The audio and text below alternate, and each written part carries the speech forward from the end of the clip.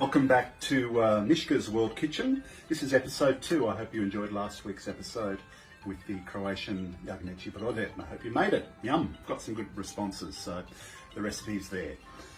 This week, something very special from one of my favourite countries in the world, Cambodia, Cambodia.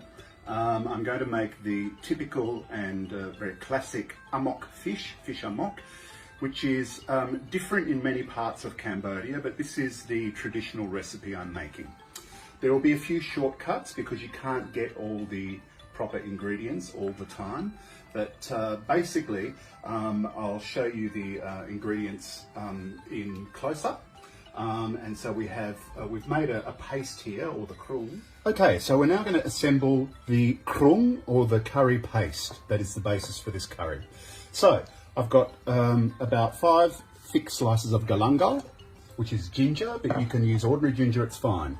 About a tablespoon of palm sugar. Brown or raw sugar will do if you don't have it, but palm sugar comes from a palm tree, and it's a really authentic and lovely taste. We've got about half a stick of lemongrass and the roots from coriander. So any coriander bunch, chop off the roots. That goes in. Then we've got about a 2 to 3 centimetre piece of chopped turmeric. Very important for the yellow colour. And then lastly but not least, 2 shallot onions and 2 cloves of garlic. I'll add in about a tablespoon of fish sauce for the saltiness. There's chilies down the bottom, which you saw. And it will be garnished with a few chilies towards the end. You can adjust that seasoning later. I'm going to add in some lime juice and just some of the kaffir lime leaves. I'll use the rest for garnish. That gives it a real authentic taste. And using the wand,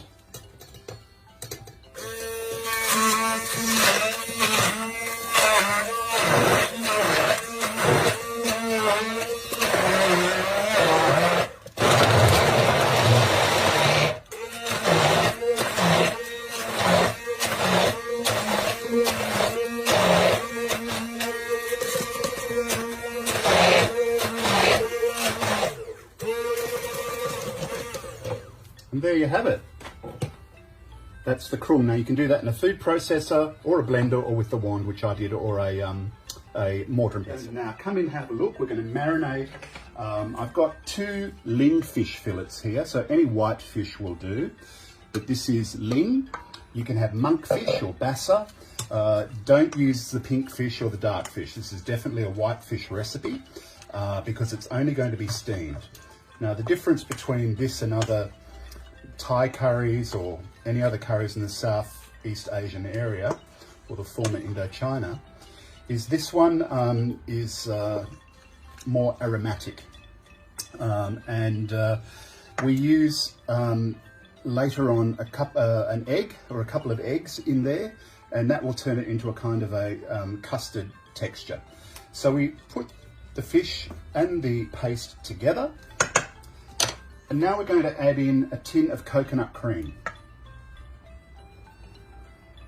And we just bring all that together, and it will turn a lovely yellow colour because of the turmeric, basically. And that's what we want. It is a soft yellow colour when it's cooked.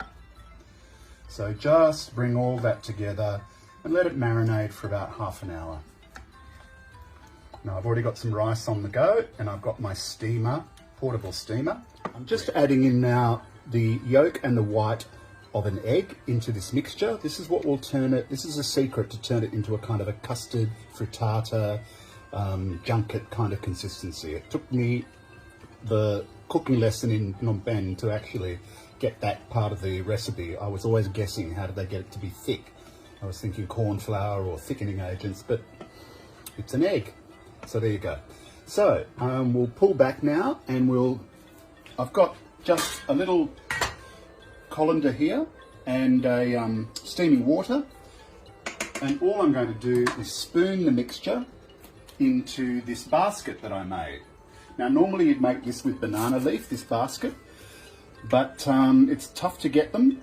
And I'm happy to show you that in a separate lesson. But at the moment I've made this one out of tin foil and wax paper. So any container that you can steam is good. Okay, don't do what I do and overfill it.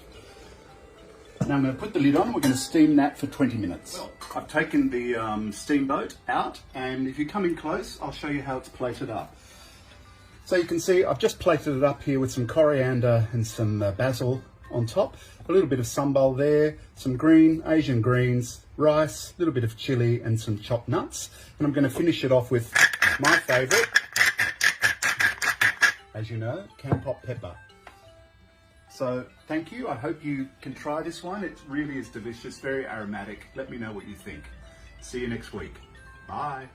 Akun chiran. Okay, so I'm going to show you how to chop keffir lime leaves the easy way. Just fold them like that, and then just with the knife on the edge, and you get those lovely small tendrils, and I'll use that in the paste, and I'll use that for a garnish. So again, just fold it over and slice thinly. Now, a little trick I learned also is how to juice a lime. Don't worry about a lime juicer or anything like that. Get your knife, put the lime against it, and run the lime along the back of the blade. And look, juice of a lime, no splashing, no wastage.